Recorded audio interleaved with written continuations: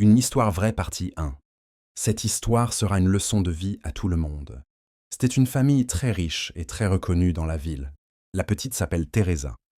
Et son père était le fondateur d'une grande société. Le couple était tout le temps heureux de la bénédiction de Dieu. Après son obtention en économie, il décide de l'envoyer dans une université très riche. Au début, elle était sérieuse et suivait bien les cours. Comme elle était la fille unique d'un couple très riche, elle commence à faire des mauvaises compagnies.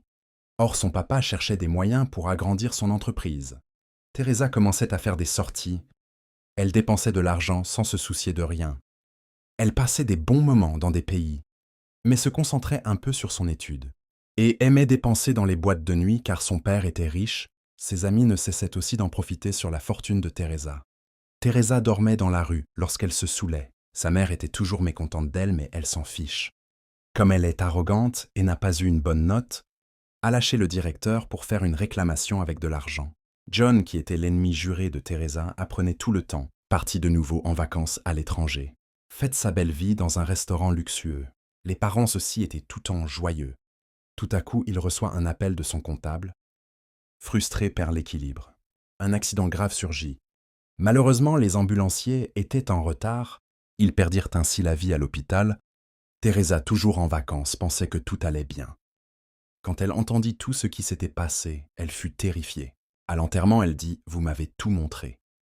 Mais vous ne m'avez pas montré comment vivre tout seul. » Quelques semaines plus tard, 2 policiers viennent frapper à la porte de Teresa et l'expliquaient que c'était aux faillites de l'entreprise que le comptable l'annonçait. À ton père, quand il était au volant, c'est ça qui a provoqué l'accident. Teresa ne cessait de pleurer dans sa chambre jour et nuit. Une histoire vraie partie 2. Elle commença à vendre sa voiture. John se souciait car Teresa ne venait plus à l'école. Et ce n'est pas dans son habitude. Quelques semaines, elle se retrouve dans la rue car son père avait emprunté de l'argent à la banque et n'a pas pu rembourser. Donc les agents ont saisi tous ses biens. C'était la fête de fin d'année scolaire et Teresa n'est pas là. John, encore soucieux, sait qu'il y a une chose qui ne va pas, car Teresa ne manque jamais ses fêtes. Maintenant, dans la rue, elle croise 2 gars qui veulent l'arracher son sac. Elle, qui était la fille unique d'un homme riche, est devenue une fille de rue et sans abri.